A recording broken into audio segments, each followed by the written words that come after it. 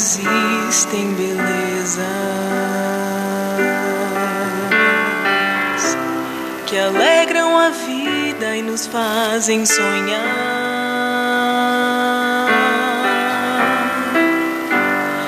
Recantos felizes da natureza,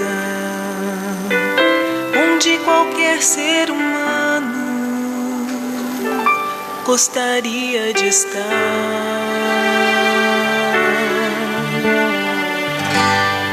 Mas de todos os lugares, o mais bonito e inspirador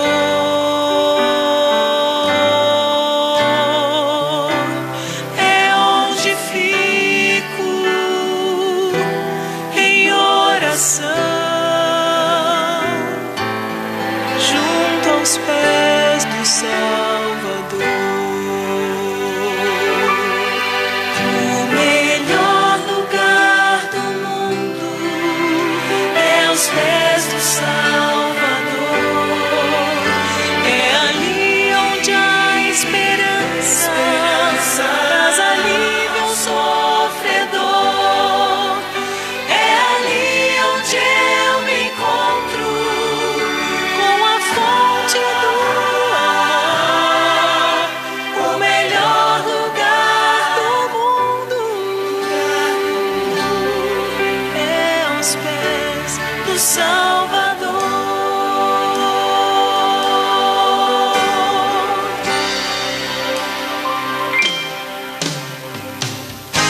Sonhamos com casas que tenham conforto, talvez numa encosta com vista pro mar.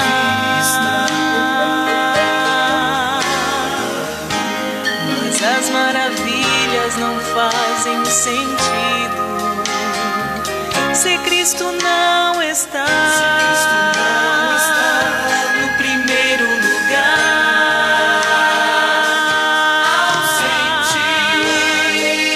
Ao sentir a paz de Deus,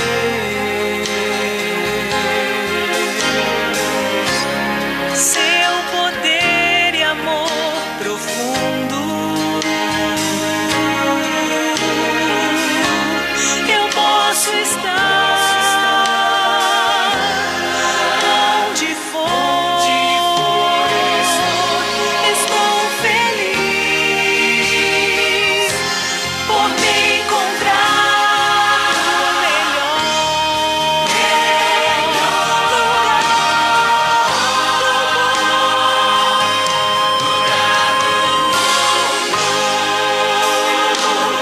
no melhor lugar do mundo é aos pés do Salvador.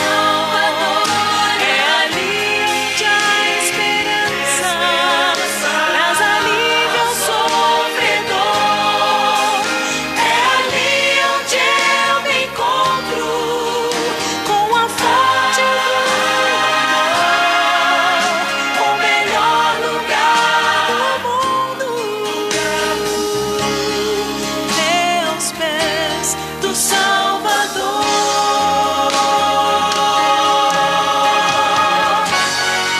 O melhor lugar do mundo, melhor lugar é aos pés do Salvador.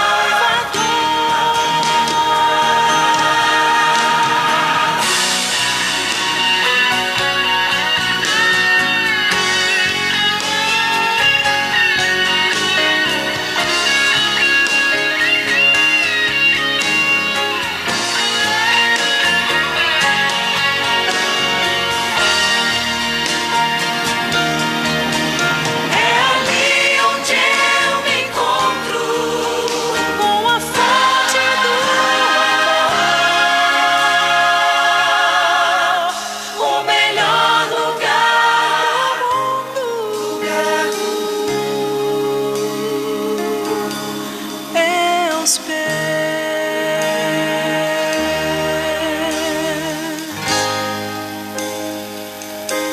do Salvador.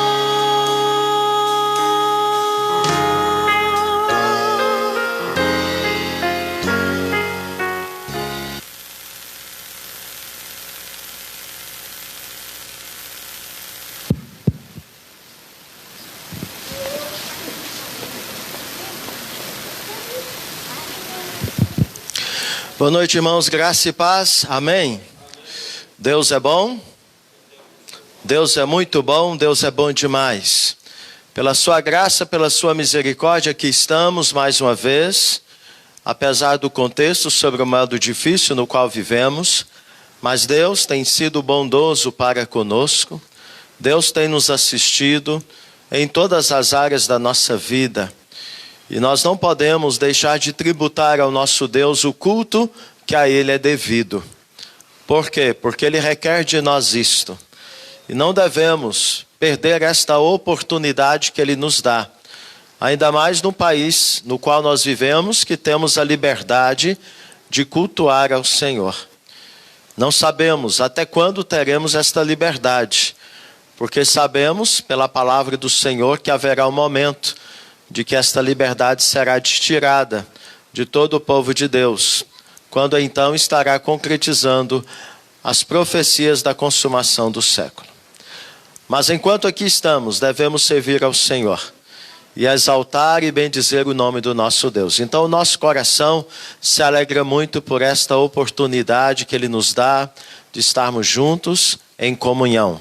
Não apenas com você que está aqui presencialmente, mas também com você que nos assiste pelas redes sociais. Que Deus abençoe também a sua vida, juntamente com todos os seus. E que você possa prestar ao nosso Deus o culto que a Ele somente é devido. Convidamos a todos a abrirmos a palavra do nosso Deus no livro de Salmos. Nesta oportunidade faremos a leitura do Salmo 67. Salmo 67. Este salmo, como todo salmo, é um cântico, pois ele foi escrito na forma da poesia hebraica. E este salmo é como oração a Deus, clamando ao Senhor que Ele seja gracioso para conosco. Salmo 67. Nos coloquemos em pé e façamos a leitura alternada deste salmo. Que não apenas façamos a leitura, mas estejamos fazendo as palavras do salmista, as nossas palavras diante do nosso Deus nesta oportunidade de culto a Ele. Salmo 67. Seja Deus gracioso para conosco e nos abençoe, e faça resplandecer sobre nós o rosto.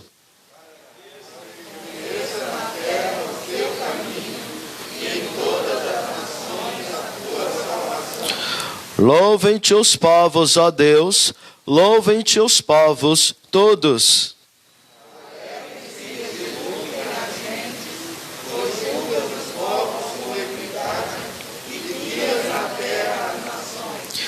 Louvem-te os povos, ó Deus, louvem-te os povos todos.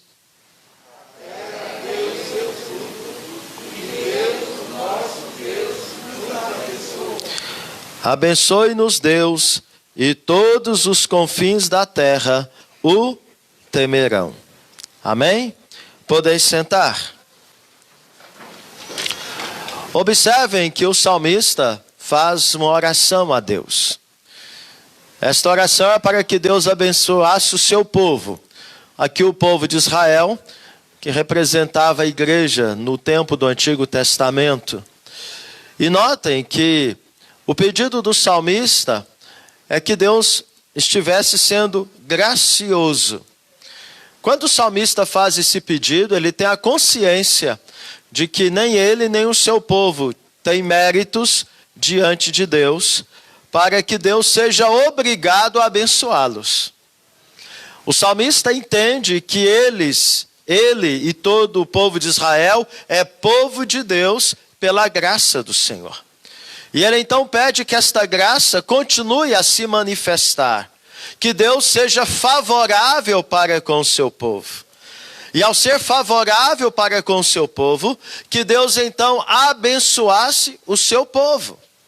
Mas notem que o salmista tem a plena consciência de que a bênção que Deus concede ao seu povo, ela não deve ser uma bênção que tem um fim em si mesma. ela não deve se limitar apenas ao povo de Deus. No caso aqui, não deveria se limitar apenas à nação de Israel. A bênção do Senhor deveria se estender a todos os povos da terra. Por isso, o salmista, ao pedir que Deus pudesse ser gracioso para com o seu povo, abençoando o seu povo, manifestando o seu rosto de forma favorável para com o seu povo, o salmista então ele tem a percepção de que a bênção do Senhor concedida ao seu povo deve ter um propósito maior, que é justamente fazer do povo de Deus testemunha de Deus na terra, para que se conheça na terra o caminho do Senhor e em todas as nações a sua salvação. Então, meus irmãos, estamos aqui para adorar ao Senhor, estamos aqui para louvá-lo, estamos aqui para bendizê-lo, mas nós precisamos ter a consciência de que lá fora tem muitos que não estão na presença do Senhor. Tem muitos que não estão invocando o nome do Senhor. Tem muitos que não conhecem o Senhor. Inclusive tem muitos que estão fazendo coisas que não agradam ao Senhor. Então, ao estarmos aqui reunidos, buscando a bênção do Senhor, e com certeza Deus nos abençoa quando temos este ato, precisamos ter a consciência de que a bênção que recebemos do Senhor aqui, ela deve ser compartilhada lá fora, na segunda, na terça, na quarta, na quinta, no seu ambiente de trabalho, no seu ambiente social, diante dos seus empregados, diante do seu patrão, diante dos seus vizinhos, dos seus familiares. Se nós queremos que Guiratinga, que o Mato Grosso, que o Brasil e outras nações conheçam os caminhos do Senhor, nós precisamos ser bênção do Senhor em Guiratinga, no Mato Grosso, no Brasil e no mundo. Então este salmo é um salmo que tem uma visão missionária. O salmista tem o entendimento de que Deus levantou a nação de Israel para tornar os caminhos do Senhor conhecidos entre todas as nações. Que tenhamos também esta mesma visão. Possamos ser abençoados pelo Senhor, mas possamos lembrar que a bênção que temos do Senhor aqui, ela deve ser compartilhada durante a semana, através da minha vida e da sua vida. Pois o que Deus tem nos dado não é somente para nós. A salvação que temos em Cristo Jesus é também para aqueles que estão lá fora. E Deus nos coloca nesta cidade como instrumentos dele, para que possamos tornar os seus caminhos conhecidos em nossa cidade. Pensando nisso, eu convido você a curvar a sua fronte, fechar os seus olhos e passar um momento de contrição na presença do Senhor. E que você faça uma avaliação da sua vida diante de Deus. Como está a sua vida hoje perante o Senhor? Você tem vivido uma vida que é testemunho do Senhor lá fora? Se porventura há pecado na tua vida, se porventura há algumas coisas que você tem praticado, que tem envergonhado o nome do Senhor, que não tem honrado o nome do Senhor, que tem sido obstáculo para que muitos lá fora conheçam os caminhos do Senhor, então este é o momento de você pedir ao Senhor perdão pelos seus pecados. Mas lembrando você também que pecado não é apenas aquilo que fazemos que não agrada a Deus. Mas pecado também é quando deixamos de fazer aquilo que agrada a Deus. Pecado também é negligência do nosso compromisso de ser testemunha de Jesus lá fora. De sermos instrumentos do Senhor para abençoar outros, para que também conheçam os caminhos do Senhor. Então, se você tem negligenciado abençoar vidas, compartilhar as bênçãos que Deus tem te dado com aqueles que estão lá fora, então peça ao Senhor perdão também por estes pecados de negligência. E peça ao Senhor que venha quebrantar o seu coração, para que você possa não apenas ter do Senhor a bênção do perdão, ter não somente do Senhor a certeza e a alegria da salvação, mas também de você poder ser bênção do Senhor em nossa cidade. E que através do seu testemunho, muitos que ainda não têm Jesus em Guiratinga sejam alcançados esta semana, para o louvor e para a glória do nosso Deus.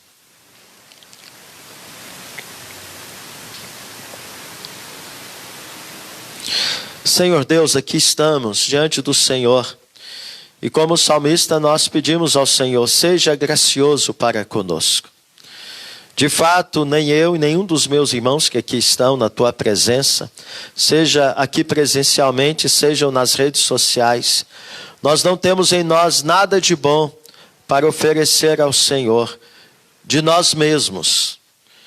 A nossa vida, o nosso coração, o nosso louvor, a nossa adoração, o nosso ser, os nossos pensamentos, tudo aquilo que podemos fazer ao Senhor nesta hora, na expressão do culto de louvor e adoração ao Senhor, só é possível pela ação do Teu Espírito Santo, aplicando em nós a obra graciosa do Teu Filho amado Jesus, que nos tira da condição de pecadores perdidos em pecadores redimidos, que nos tira da condição de mortos nos nossos delitos e pecados, mas na condição de termos vida e vida abundante em Cristo Jesus, que nos tira da condição de sermos criaturas e tratados como criaturas pelo Senhor, e agora temos a condição de sermos filhos e filhas, sendo tratados pelo Senhor como um pai trata os seus filhos.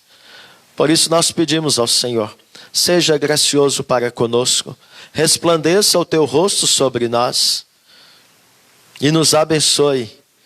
E assim, através da minha vida e através da vida de cada irmão que aqui está, e daqueles que nos acompanham pelas redes sociais, possamos tornar os teus caminhos conhecidos, a tua salvação em Cristo Jesus conhecida por muitos, e que nos próximos encontros que aqui tivermos, neste lugar e em outras oportunidades, muitos que ainda não te adoram possam te adorar juntamente conosco, em razão do testemunho que nós damos acerca do Senhor em nossas vidas e através das nossas vidas.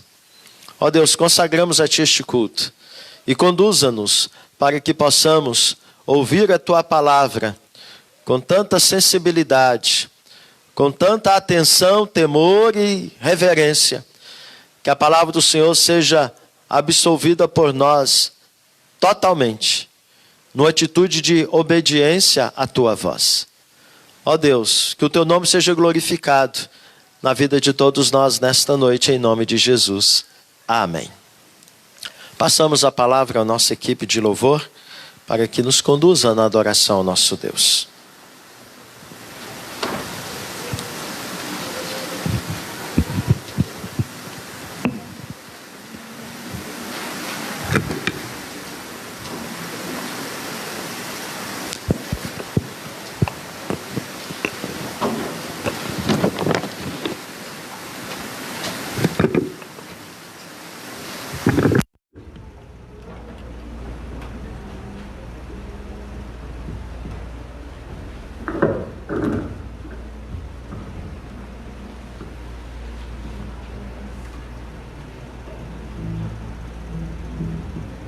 Boa noite, irmãos. Salve da igreja na graça e paz. Amém? Amém. Eu convido a todos que se coloquem de pé para louvarmos a Deus com o cântico Jesus em Tua Presença.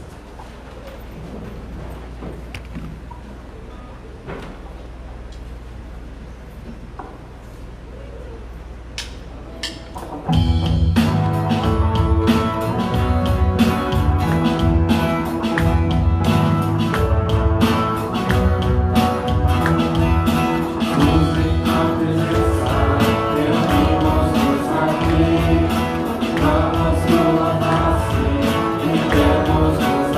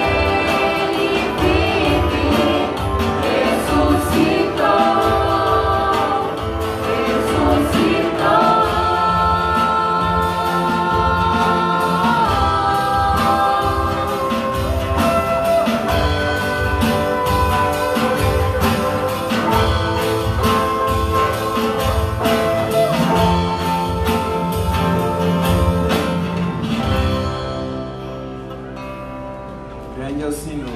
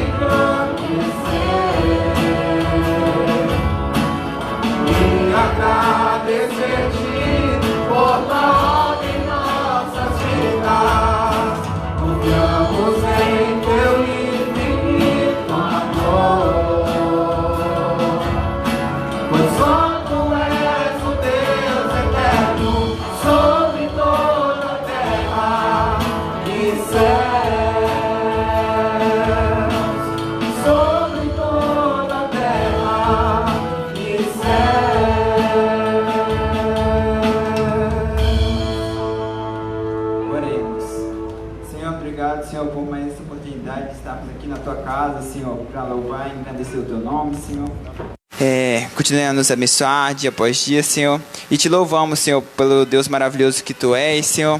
Aquele que é o único digno de ser louvado, Senhor. E por ter feito a Tua obra em nós, Senhor. Muito obrigado pela Sua misericórdia, ter se renovado durante toda essa semana em nossas vidas, Senhor. E que o Senhor possa estar preparando os nossos corações agora para receber mais da Tua palavra, Senhor. Que o Senhor possa estar instrumentalizando, Senhor, o Lincoln, Senhor, na condução da palavra, Senhor. e que possamos sair daqui edificados e transformados pela Tua palavra, Senhor. É a minha oração em nome de Jesus. Amém. Podeis assentar.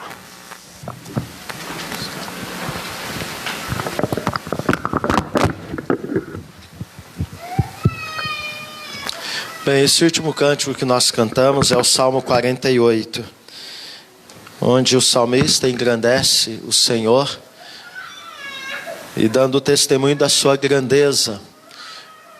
Quando o salmista engrandece o nome do Senhor, isso não significa que Deus depende de nós para ser grande, mas isso significa que nós devemos tornar o nome do Senhor conhecido. E conforme nós vimos no Salmo 67, devemos de fato dar o testemunho para que os caminhos do Senhor sejam conhecidos e a sua salvação. Então, o que eu e você temos feito nesse sentido? Além de darmos o testemunho do nosso Deus para aqueles que estão lá fora, a palavra do Senhor também coloca o seu povo como instrumento de oração, de clamar ao Senhor para que Deus intervenha na vida das nações. E conforme diz Tiago, se alguém está sofrendo, faça oração. Então nós vamos ter um momento de oração agora de intercessão. Nós vamos clamar em favor do Afeganistão, aquele país que está vivendo um momento de caos tremendo. Vamos clamar pelo Haiti, que foi vitimado, de um terremoto. Vamos clamar em favor daqueles que estão nos hospitais, nas UTIs, nas enfermarias, por conta da pandemia da Covid. Vamos clamar em favor daqueles que estão em luto, em razão do falecimento de entes queridos. Então vamos clamar ao Senhor por vidas. E falando de vidas, que está em sofrimento e carece das nossas orações, lembremos de orar pela nossa irmã Josina, a mãe da Elza, da Ivone, do Jerônimo Júnior, que se encontra com Covid, hospitalizada aqui no hospital da nossa cidade, no estado grave, não apenas por conta do problema da Covid, mas a sua idade, problemas no coração, e seu estado é bem delicado. Então vamos clamar ao Senhor que Deus faça a vontade dele na vida da nossa irmã Josina. Se é do propósito dele restaurar a sua saúde, que ele o faça. Se não, que Deus dê a ela o descanso de suas fadigas e ela seja mais uma bem-aventurada do Senhor, que venha partir para estar com o nosso Deus. Então vamos orar. Se você quiser se ajoelhar neste momento, tem essa liberdade. Se coloque na presença do Senhor e vamos orar por esses motivos, clamando a misericórdia do nosso Deus.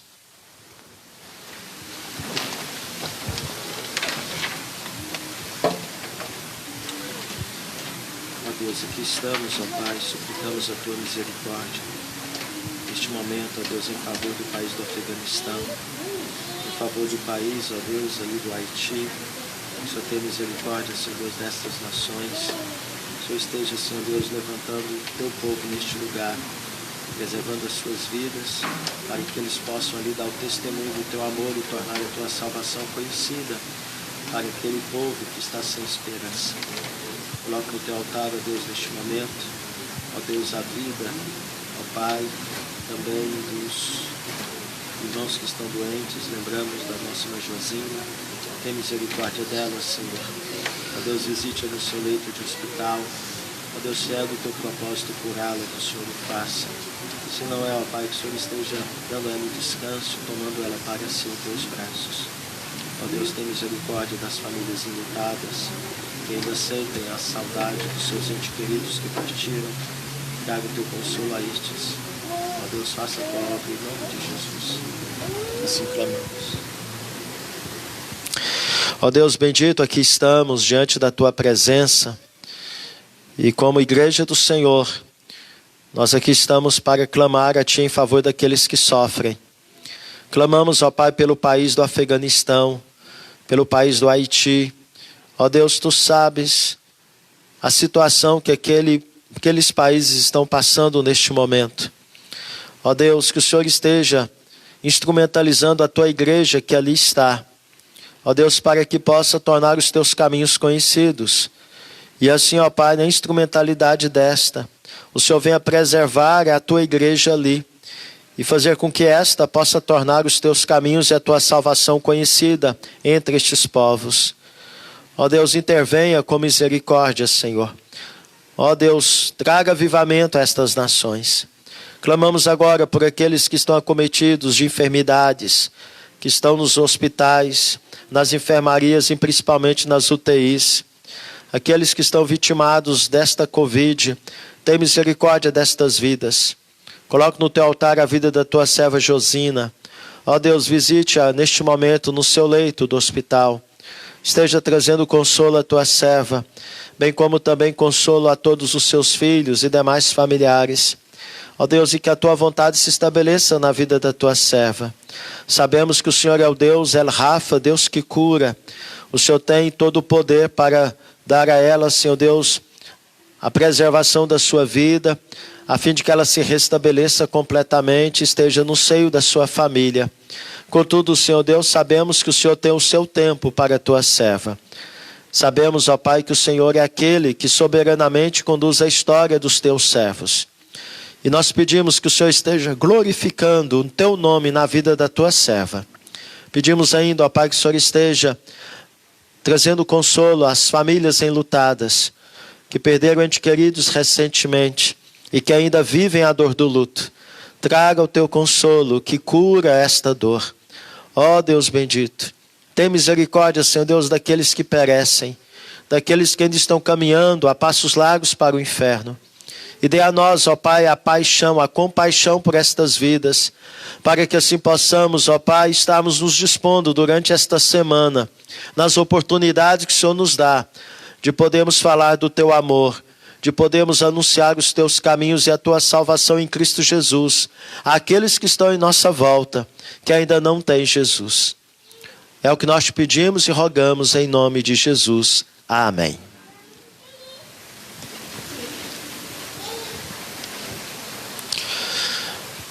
Bem, nós queremos avisar a igreja que no próximo domingo não teremos a celebração da ceia, como acontece normalmente, em razão de que eu estarei pregando na igreja presbiteriana da Vila Operária em Rondonópolis. Ocasião que alguns adolescentes, aqui da nossa igreja que mudaram para Rondonópolis estarão sendo recebidos no ato de profissão de fé e batismo lá naquela igreja. Então o conselho de lá nos convidou para podermos estar participando desta celebração e assim trazendo a palavra do Senhor. E aí o conselho daqui nos autorizou para podermos nos ausentar. Com isso, o trabalho estará sob a responsabilidade no domingo à noite dos nossos missionários. Crianças, vocês podem agora dirigir para o pátio para ter continuidade do culto ao Senhor com a tia Orly e a sua equipe.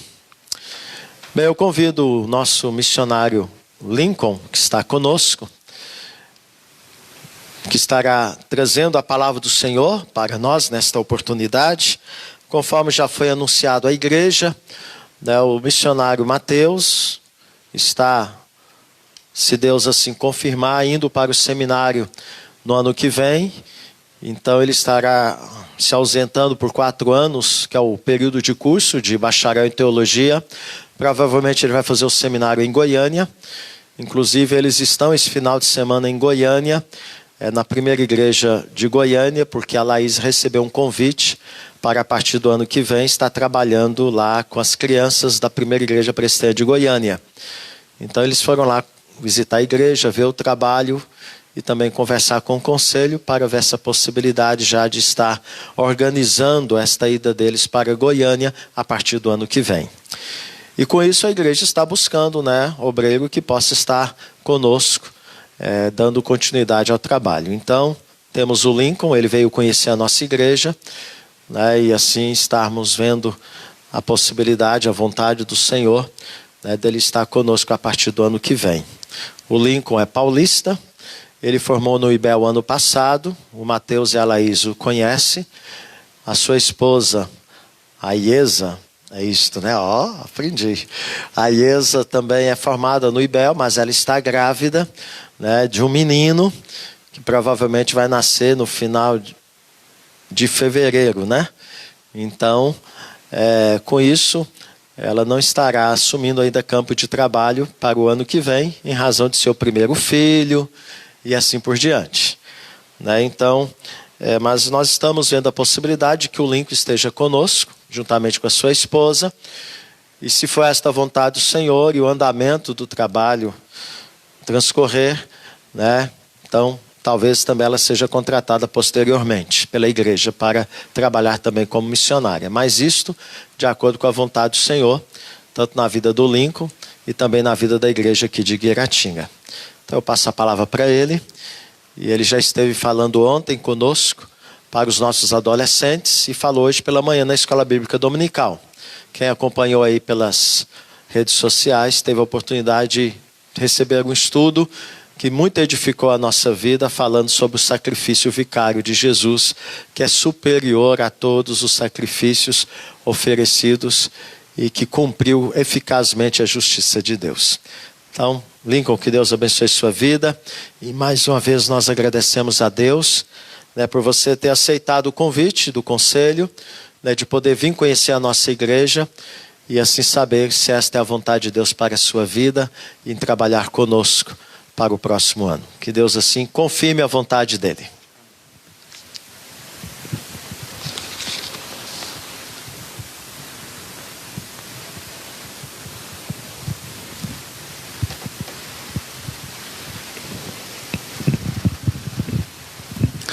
Boa noite, irmãos. É realmente uma alegria muito grande poder estar aqui. E eu não estou dizendo isso somente como um protocolo.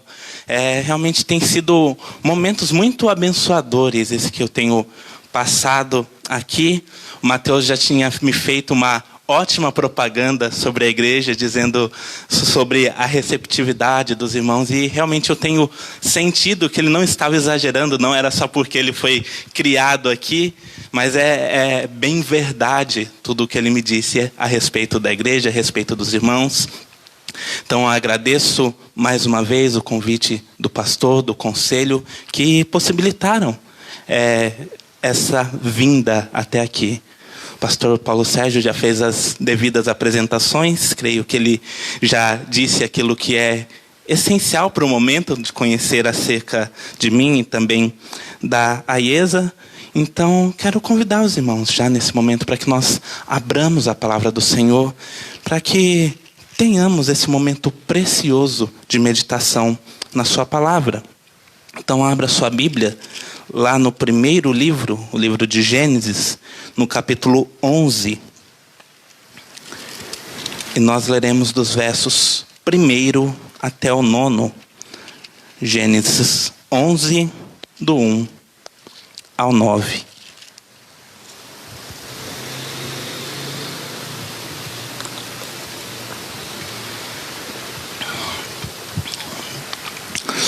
Gênesis 11, do 1 ao 9. A Torre de Babel, creio que seja um texto conhecido por muitos, mas sempre temos novas lições a aprender com a palavra do Senhor. Diz assim a palavra de Deus: Ora, em toda a terra havia apenas uma linguagem e uma só maneira de falar. Sucedeu que, partindo eles do Oriente, deram com uma planície na terra de Sinar e habitaram ali. E disseram uns aos outros: Vinde, façamos tijolos e queimemo-los bem. Os tijolos serviram-lhes de pedra e o betume de argamassa. Disseram: Vinde, edifiquemos para nós uma cidade e uma torre cujo tope chegue até os céus, e tornemos célebre o nosso nome, para que não sejamos espalhados por toda a terra. Então desceu o Senhor para ver a cidade e a torre que os filhos dos homens edificavam. E o Senhor disse: Eis que o povo é um, e todos têm a mesma linguagem. Isto é apenas o começo. Agora não haverá restrição para tudo o que intentam fazer. Vinde, desçamos e confundamos ali a sua linguagem, para que um não entenda a linguagem de outro. Destarte, o Senhor os dispersou dali pela superfície da terra, e cessaram de edificar a cidade. Chamou-se-lhe por isso o nome de Babel, porque ali confundiu o Senhor a linguagem de toda a terra, e dali o Senhor os dispersou por toda a superfície dela. Convido você para que feche seus olhos e juntos nós oremos ao Senhor. Senhor, santo é o teu nome e maravilhoso em tudo o que o Senhor faz. Santa também é a tua palavra, a sua escritura sagrada. Sabemos que toda a Bíblia foi inspirada pelo Senhor e traz para nós as palavras de vida eterna. Que o Senhor esteja conosco nesse momento, que o teu Santo Espírito ilumine os nossos corações, para que possamos ler, não somente ler, mas refletir, aprender e colocar em prática tudo aquilo que o Senhor nos ensina. É no nome de Jesus Cristo que nós oramos agradecidos. Amém. Irmãos, há alguns anos atrás eu tive a oportunidade de trabalhar em uma empresa estrangeira que tinha uma filial no Brasil, era uma empresa alemã. E houve um momento desse trabalho onde o meu até então chefe chega para mim e disse: olha, Lincoln, eu preciso que você vá lá na Alemanha aprender a consertar uma máquina nova para que a gente tenha esse conhecimento aqui no Brasil também. E a primeira coisa que veio na minha cabeça foi que eu não sabia falar nenhuma palavra de alemão. E como se ele soubesse o que se passava na minha cabeça, ele tentou me tranquilizar, dizendo: fica tranquilo, todo mundo lá fala inglês. Mas isso também não era confortante para mim no momento, porque eu estudava há pouco tempo e eu sentia que eu não estava preparado para isso, mas também na minha mente veio: essa é uma oportunidade que eu não posso perder de maneira nenhuma. Então eu falei: não, tudo bem, eu vou. Faltava então cerca de 3 meses para essa viagem, então me dediquei um pouco mais aos estudos pensando: não, eu vou aprender o suficiente para que eu consiga ali ter o mínimo de comunicação possível para que então eu faça esse curso e aprenda. E chegou o momento, a viagem, somente chegar até lá já foi muito conturbado, tiveram vários problemas na viagem, mas graças a Deus eu cheguei bem. Mas o fato é que eu cheguei ali, eu precisava fazer uma refeição, precisava jantar, e eu falei: olha, não estou preparado para ir num restaurante ainda, eu vou ali comer um lanche que deve ser mais fácil, tem os cartazes ali, eu vou conseguir me comunicar o suficiente. Mas o fato curioso é que eu descobri que o meu chefe também estava enganado. Não era todo mundo ali que falava inglês. E justamente a pessoa que foi me atender não sabia uma palavra de inglês. E eu falei: não, a gente pode usar mímica. A gente consegue, pelo menos apontando para os cartazes, conseguir fazer um pedido de um lanche ali e vai dar certo. E naquela hora eu aprendi 2 coisas. A primeira é que eu sou péssimo em mímica e não deu muito certo. Então, se forem jogar imagem em ação, eu não sou uma boa companhia. Mas a segunda coisa que eu aprendi foi que algumas expectativas nossas podem ser frustradas se nós não conseguimos nos comunicar com pessoas que têm uma linguagem diferente. O meu lanche veio bem errado, mas saciou a minha fome e foi tudo certo. As coisas deram certo, mas algumas expectativas foram sim frustradas. Agora imagine essa situação muito maior. Pessoas construindo uma imensa torre, e até então tudo corria bem. Eles se entendiam perfeitamente. Mas em um certo momento da história, Deus quebra aquele elo perfeito de comunicação entre os homens. E a partir de então, ninguém mais entende o que o outro está falando. Um pede cimento e o outro traz água e vira uma grande confusão. Por isso ali o nome Babel, que tem um trocadilho, uma palavra parecida com confusão. E foi realmente o que acontece naquele lugar. Ninguém mais se entendia nada. E aquela obra não vai para frente. Os planos daqueles homens foram frustrados. Mas o que nos leva então a pensar: por que foram frustrados os planos daqueles homens? Então nós precisamos mais uma vez recorrer à história da Bíblia e ver como aquela situação chegou àquele ponto. Nós estamos aqui no capítulo 11 de Gênesis, mas muita coisa ali já havia acontecido até então. Se nós formos ao início, em Gênesis 1, 28, quando Deus cria o ser humano, ali Deus dá uma ordem específica para Adão e Eva. Que ordem é essa? Sede fecundos, multiplicai-vos, enchei a terra. Era uma ordem curta e clara. Encham a terra, multipliquem-se e se espalhem por todos os cantos da terra. E essa era uma ordem tão importante que depois que a humanidade se desvirtuou, caiu em pecado e o pecado, a corrupção toma conta do mundo e o mundo é destruído com o dilúvio, lá em Gênesis 9, Deus dá a mesma ordem a Noé e sua família. Sede fecundos, multiplicai, enchei a terra. E o que a gente aprende logo de início é que Deus mantém os seus planos, o que ele planejou lá no início. E o homem, de certa forma, distorceu, houve destruição da humanidade, houve um recomeço, mas o plano de Deus permanecia o mesmo. A ordem continuava sendo: encham a terra. Deus mantém os seus planos, porque os seus planos são perfeitos.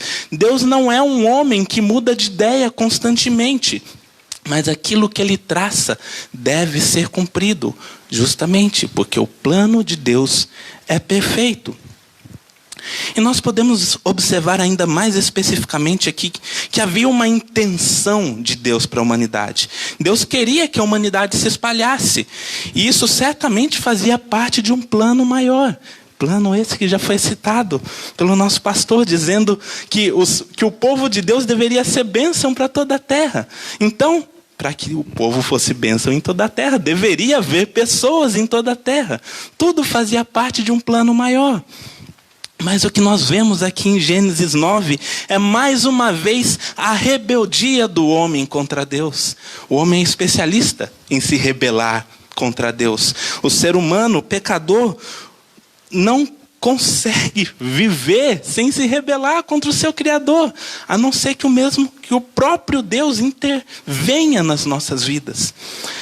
E o que nós vemos em Gênesis 11 é que justamente o homem tentou fazer completamente o contrário da ordem dada por Deus em Gênesis 1 e em Gênesis 9. A ordem era: encham a terra, mas a ideia ali era: vamos viver todo mundo aqui no mesmo lugar, vamos construir um grande império, vamos construir uma torre, e ao redor da torre nós vamos construir uma grande cidade, e todos vão vir até nós e nos admirar. E o que a gente consegue ver de imediato é o porquê que os planos foram frustrados. Porque iam contra a vontade de Deus. E é bem verdade que ao longo das nossas vidas, muitos dos nossos planos são frustrados. E muitas vezes a gente se entristece, muitas vezes a gente fica até bravo com Deus, porque os nossos planos foram frustrados. Mas a verdade é que quando Deus frustra os nossos planos, Ele tem lições importantes para nos ensinar. Ele tem orientações importantes para dar à nossa vida. E é justamente baseado no texto que nós lemos e dentro desse contexto que eu quero compartilhar com os irmãos esse tema. Quando Deus frustra os nossos planos. Justamente por quê? Porque quando Deus frustra os nossos planos, Ele tem lições valiosas para nos ensinar. Quando Deus frustra os nossos planos, Ele revela coisas muito importantes para nós. E a pergunta que nos direciona a essas respostas é: o que Deus revela quando Ele frustra os nossos planos? Baseado nesse texto, que coisas nós podemos aprender de que Deus revela a nós quando Ele frustra os nossos planos? E a primeira coisa que Deus revela a nós são as más intenções presentes no nosso próprio coração. Quando Deus frustra os nossos planos, Ele revela que existem más intenções no nosso coração. Como já dito, a ordem de Deus era clara: encham a terra, se espalhem por todo o mundo. Mas o desejo humano era diferente, eles queriam se estabelecer em um único lugar. E o propósito declarado ali no texto era: tornemos célebre o nosso nome, para que não sejamos espalhados pela terra. Olha como isso era contrário à vontade de Deus. Tornemos célebres o nosso nome para não sermos espalhados pela terra. E pelo menos 2 grandes erros podem ser vistos logo de início nessa frase. O primeiro deles é que o ser humano desejava ser adorado e exaltado, quando nós entendemos que o único digno de louvor e adoração é o próprio Deus. Então o homem queria para si uma glória pertencente exclusivamente a Deus. E o segundo erro era o desejo de autossuficiência e controle da situação. O homem não queria ser governado por Deus, ele não queria ser orientado pelo seu Criador, mas ele queria ter a direção, as rédeas da sua própria vida, conduzindo os seus próprios caminhos, independente de essa ser ou não a vontade de Deus. E como nós sabemos, isso nunca dá certo. Todas as vezes que tentamos nos desviar da vontade de Deus, isso nunca acaba bem para nós. E o projeto de construção dessa torre ia muito além da construção de um grande monumento. Não era simplesmente um prédio grande que eles estavam construindo ou tentando construir ali. Existem estudos que indicam que o tipo de torre que seria construída ali em Babel era um tipo de torre chamado zigurate. Esse nome não é importante para nós, mas a aplicação ou o tipo de monumento é importante para a nossa meditação. Por quê? O que eram os zigurates? Os zigurates eram um tipo de estrutura que era muito comum em culturas pagãs, em culturas que não seguiam a Deus. E ela era uma espécie de pirâmide que ia crescendo em degraus, então por isso era possível escalar até o topo. E lá no último pavimento, normalmente era colocado um altar de adoração a algum deus ou alguma deusa de uma cultura pagã. Então, esse era o modelo seguido pelas pessoas que intentavam construir essa torre. E qual era a intenção da construção dessa torre? Diferentemente do que eu pensava quando eu era criança, não era alcançar literalmente os céus. Eles não queriam construir uma torre que os levasse cada vez mais perto do céu, na intenção de chegar lá e tomar o céu de Deus e chegar lá para ter o domínio soberano de todas as coisas. A intenção desse tipo de construção, na verdade, era chamar a atenção de Deus ou de deuses para aquele monumento que eles construíram. Era uma espécie de antena, um Wi-Fi para trazer a atenção dos deuses para a terra, para que então eles abençoassem a plantação ou tudo aquilo que eles fizessem ao redor.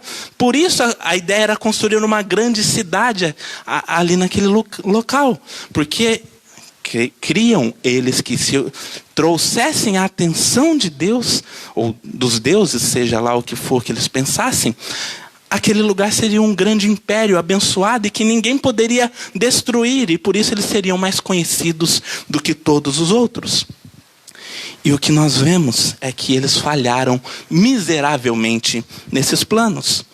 Outro grande problema associado à construção dessa torre está implícito ali também no verso 6, que diz: agora não haverá mais restrição para tudo o que intentam fazer. E de fato a construção daquela torre seria apenas o início de um projeto. Que projeto? A construção daquela cidade, a construção de um grande império. E se nós recorrermos à história da humanidade, nós vamos ver que os grandes impérios da sociedade foram marcados por grande violência, por grande atrocidade, por muitos governos tiranos. E, claro, dentro do plano de Deus, ele permitiu que tudo isso acontecesse, mas naquele momento específico da história, onde a humanidade não era tão grande assim, a construção de um grande império provavelmente levaria a humanidade à ruína. Por quê? Porque eles iriam ali se concentrar e se perder no seu desejo de poder, e se achar cada vez maiores, se achar cada vez mais independentes. Isso os levaria a se afastar mais e mais de Deus, se afastar cada vez mais dos planos que Deus traçou para a humanidade. Então, construir um grande império naquele momento não era algo necessário, nem aconselhado para que a humanidade caminhasse bem. E é por isso que Deus age ali, destruindo aqueles planos, destruindo aquilo que os homens achavam ser algo bom, mas que na verdade era simplesmente uma má intenção do seu coração. Então Deus destrói aquele elo que prendia toda a humanidade, dizendo: olha, vocês não podem continuar fazendo isso, porque as intenções de vocês não são boas, e isso vai levá-los à sua própria destruição. Então, essa é a primeira lição que nós aprendemos. Quando Deus destrói, quando Deus tira de nós aquilo que nós queremos, quando Ele frustra os nossos planos, muitas vezes Ele está revelando as próprias más intenções que estão presentes no nosso coração. Em segundo lugar, o que nós podemos também aprender é que quando Deus frustra os nossos planos, Ele revela também a sua soberania. Ele revela que Ele tem o controle, o poder sobre toda a situação. Ele revela que Ele sabe o que é melhor. E Ele pode fazer o que Ele acha melhor, porque Ele é Deus. Ele tem o poder para isso. Então, Deus revela a sua soberania. É interessante que quando Deus observa aquilo que os homens faziam, ele vê: olha, isso não é bom, então eu vou intervir nessa situação. Eu vou fazer com que eles parem de fazer isso e guiá-los para o caminho correto. O verso 5, se você olhar com atenção, ele vai começar com uma frase intrigante, porque diz: desceu o Senhor para ver a cidade e a torre. Desceu o Senhor para ver a cidade e a torre. E aqui talvez venha à nossa mente a ideia: mas por que Deus desceu para ver o que acontece? Ele não é onipresente? Ele não sabe também de todas as coisas? Como Deus desce do céu para poder ver o que está acontecendo ali? Não é literalmente assim. Nós cremos, e é verdade, que Deus está presente em todos os lugares. Ele sabe de todas as coisas. Ele não precisa descer do céu para ver o que acontece na terra. Mas o que o texto nos mostra, que não é algo literal, mas é uma ideia importante para entender como Deus combate aquela ideia dos homens de que eles poderiam chamar de verdade a atenção de Deus, fazendo algo grandioso para que Deus os notasse. Por quê? Porque se eles pensavam que a torre era tão grande que atraía a atenção de Deus, o que o texto nos mostra, ainda que implicitamente, a ideia é que a obra que o homem fazia era tão pequena, mas tão insignificante, que Deus precisaria descer do céu, figuradamente, para ver o que se passava ali. Não era algo grande, não era algo que poderia ser visto de qualquer lugar, porque era algo extremamente pequeno, se comparado à soberania, à grandeza e ao quanto o nosso Senhor é maravilhoso. Deus não desceu ali de forma literal, mas Deus dizia: olha, o que vocês fazem é muito pequeno. Vocês não têm esse poder de atrair a atenção do Deus Todo-Poderoso. Deus faz aquilo que Ele quer. Ele age da maneira que Ele quer. Ele sabe o que é melhor. E quando nós vimos então que o grande intuito de Babel era exaltar o nome de homens, o que estava por trás disso era eles dizendo: nós temos um grande poder. Mas o que Deus mostra é: não, vocês não têm.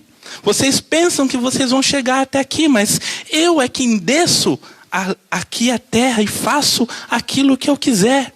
Deus mostra: não são vocês que têm o poder de fazer o que vocês querem, mas Deus é quem tem o poder de realizar aquilo que Ele sabe o que é melhor. E então nesse momento nós vemos Deus demonstrando que Ele é o detentor do verdadeiro poder sobre todas as coisas.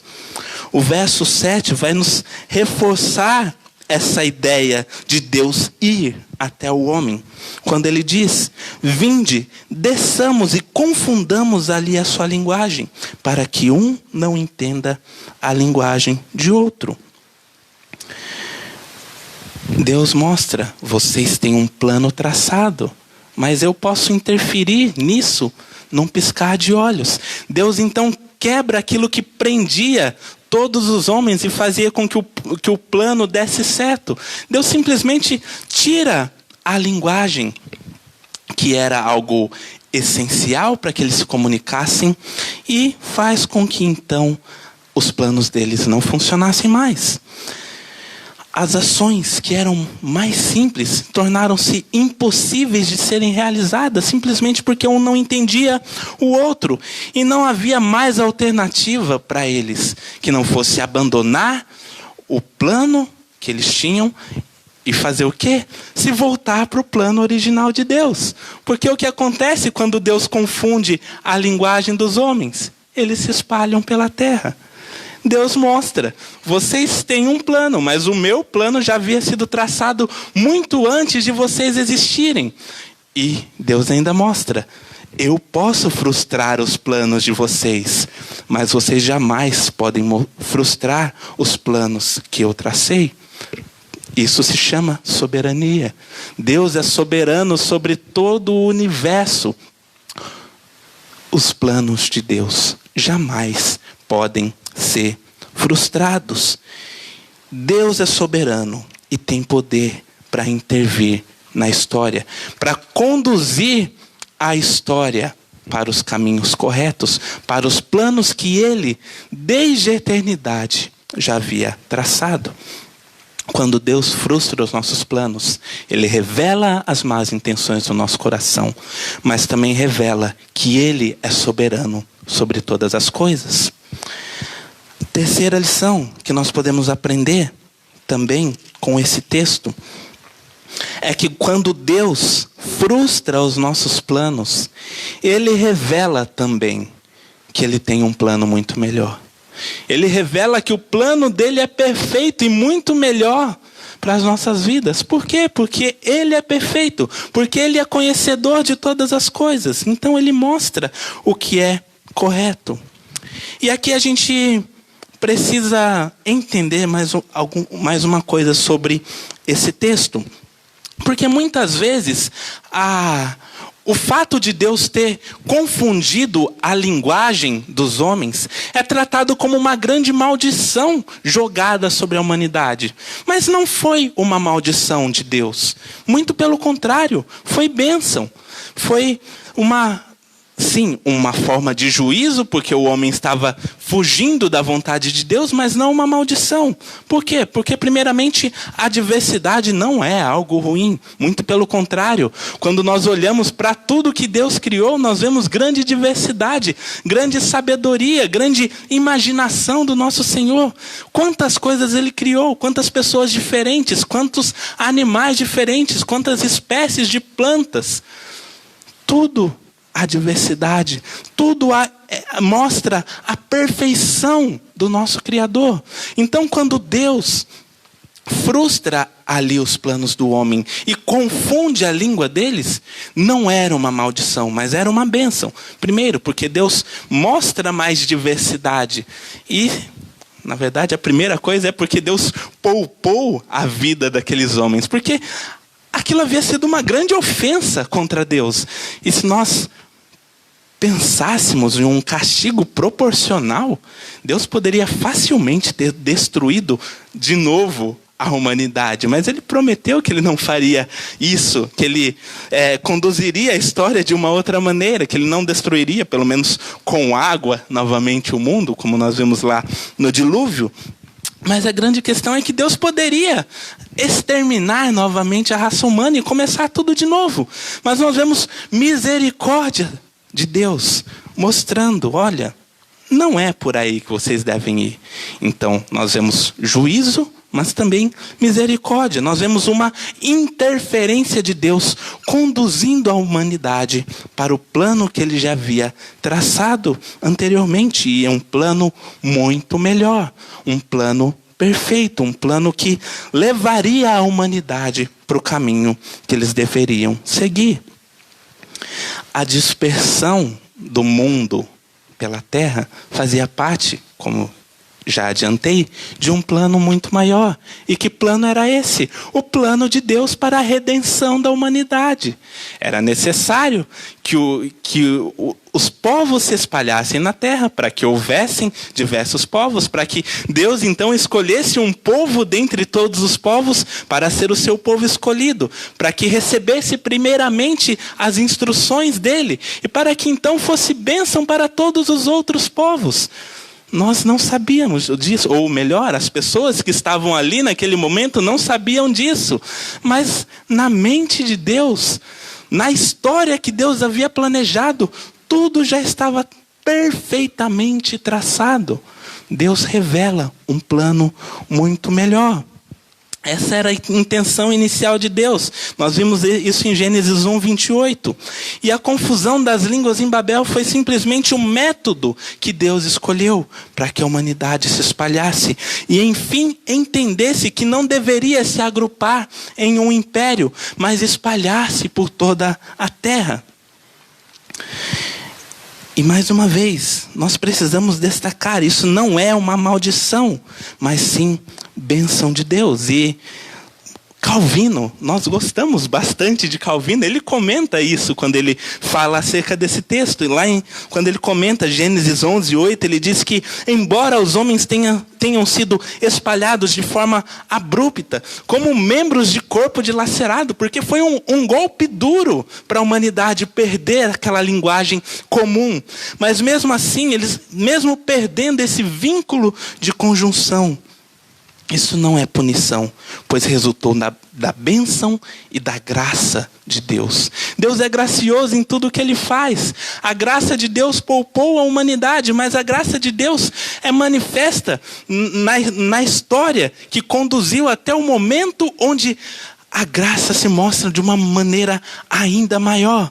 Porque, mais uma vez, Deus separa um povo e desse povo nasce aquele que seria o grande redentor, aquele que faria a humanidade convergir novamente para o plano inicial de Deus. Porque o plano que foi, o primeiro plano ali que aparentemente foi quebrado quando o homem pecou e se distanciou dos propósitos de Deus, quebrando aquele elo que havia entre o homem e Deus, deveria ser consertado, no sentido de nos dar acesso novamente a Deus, mas não consertado no sentido de que o plano de Deus pode ter sido frustrado, porque nunca foi, tudo estava dentro do propósito de Deus.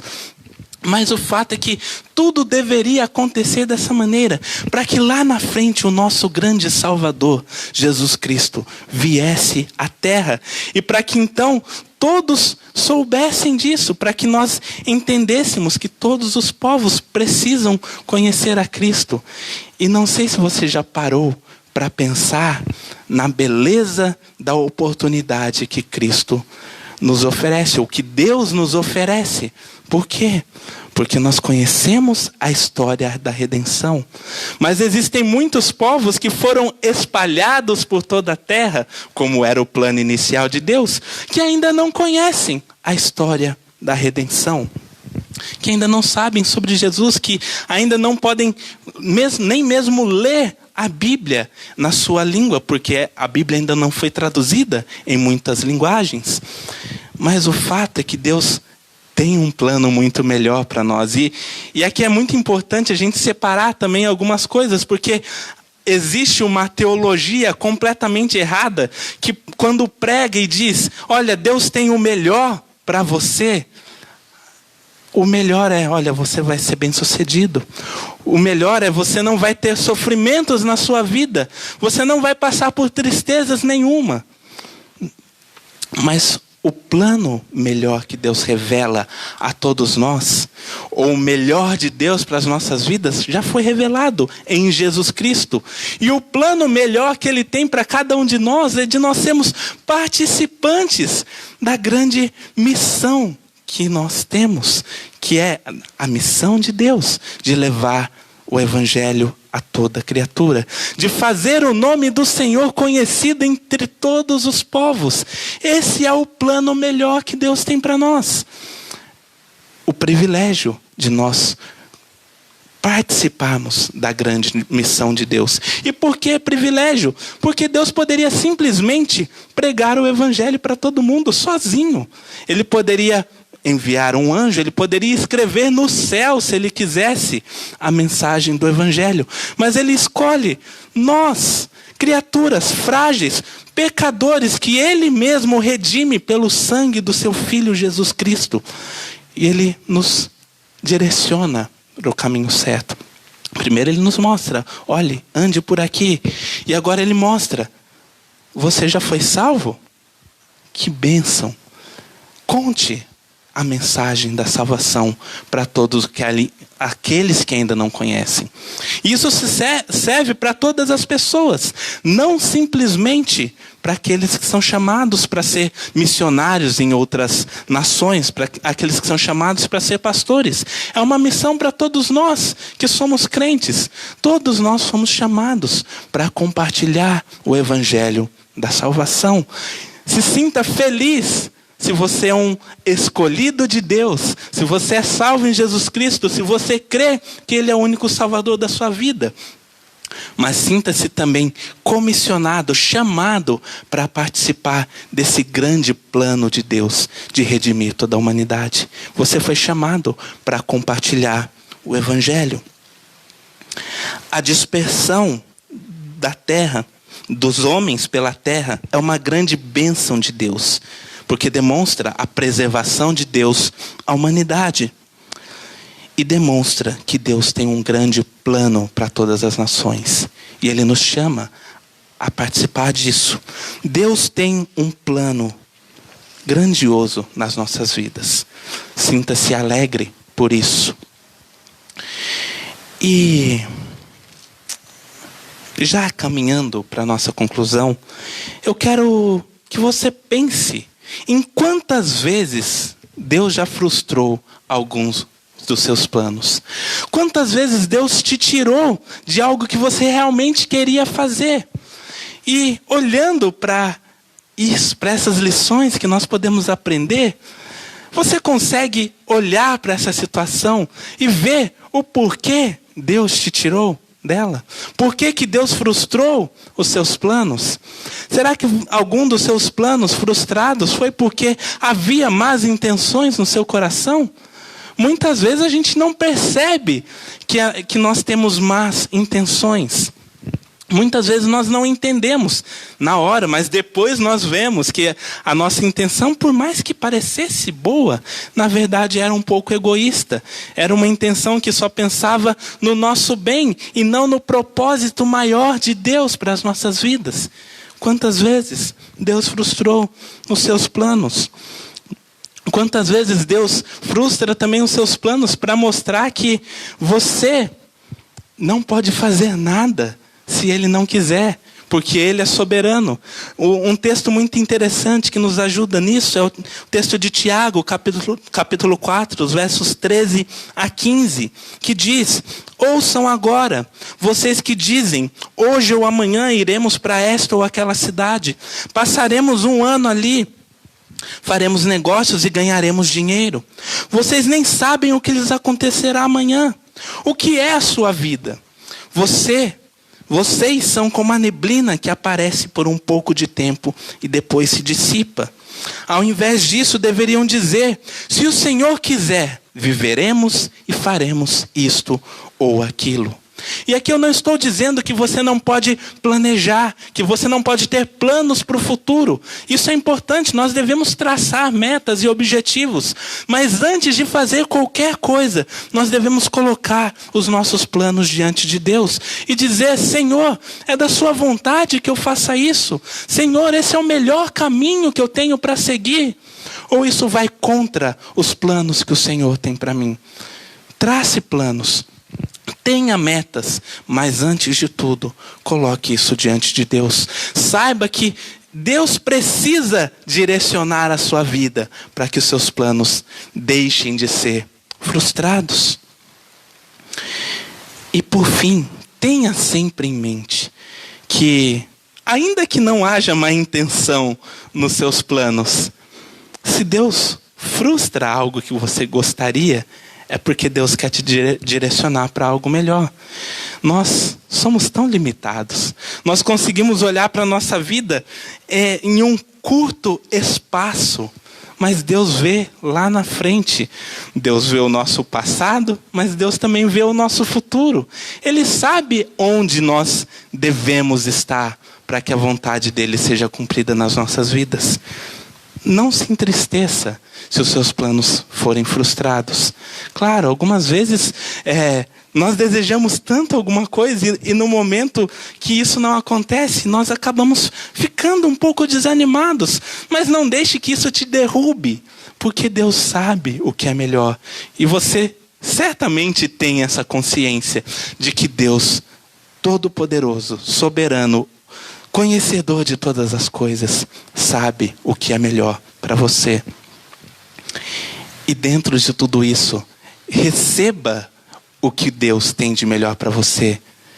Se você não recebeu o melhor de Deus, que é Cristo, na sua vida, creia que Ele convida você para que creia em Jesus Cristo e tenha salvação, porque Ele é o único caminho que nos conduz a isso. Não há nada que nós possamos fazer que não seja acreditar que Cristo é o nosso Salvador. Mas se você já tem essa consciência, e eu quero crer que a maioria daqui tem esse desejo e essa certeza de que Deus o salvou, entenda que você tem uma missão. Você foi chamado por Deus para fazer parte do plano dele, de fazer o seu nome conhecido em toda a terra. A terra que ele criou, que é grande, muito grande, espalhada por todos os lugares. Hoje nós comentávamos somente sobre a grandeza do Brasil, mas o mundo é gigante.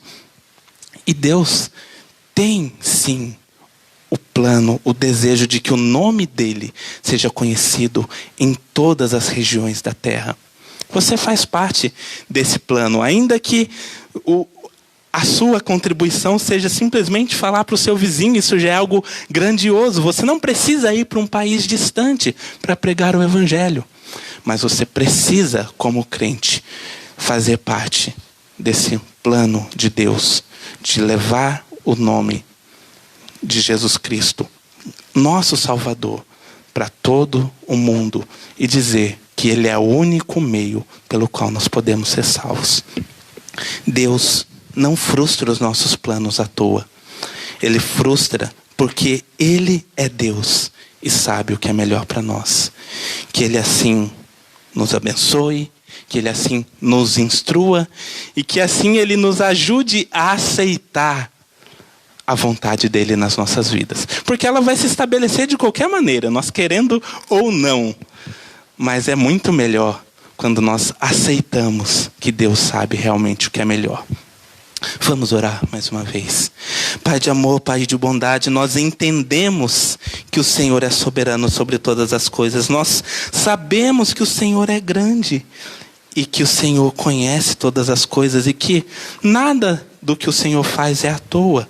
Tudo que o Senhor faz tem um propósito e nos conduz para aquilo que o Senhor já traçou desde a eternidade. Senhor, nós não precisamos concordar contigo para que os seus planos se cumpram. Mas nós pedimos que o Senhor nos ajude a aceitar de bom grado a tua vontade. Alegres, sabendo que o Senhor sabe o que é melhor para cada um de nós. Nos dê a alegria de servi-lo e de nos colocar submissos, Senhor, à tua vontade. Nós somos teus servos, mas também somos teus amigos.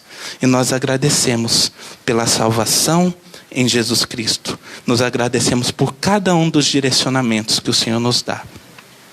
Continue conduzindo as nossas vidas. Nos leve, Senhor, em segurança também às nossas casas. E nos conduza sempre ao centro da sua vontade, que é o melhor lugar que nós podemos estar do mundo. É em nome de Cristo que nós oramos agradecidos. Amém. Amém. A palavra está com o pastor Paulo Sérgio. Mais uma vez, agradeço aos irmãos por estar aqui, por poder ter esse momento com cada um de vocês. Que Deus os abençoe. Amém. Vamos colocar em pé e vamos receber a bênção do Senhor, finalizando o nosso culto. Que esta palavra de fato possa nos orientar para melhormos conduzir a nossa vida no centro da vontade do nosso Deus. Lembrando o que Jó aprendeu. Eu sei que nenhum dos teus planos pode ser frustrado. Antes eu te conhecia só de ouvir falar, mas agora os meus olhos te veem. E agora, meus amados irmãos, com o amor imenso de Deus, o nosso Pai, que a graça maravilhosa do nosso Senhor e Salvador Jesus Cristo, que o poder e a unção do Espírito Santo de Deus esteja com a sua vida, conduzindo-o a estar no centro da vontade do Senhor em Cristo Jesus, hoje e para todo sempre. Amém.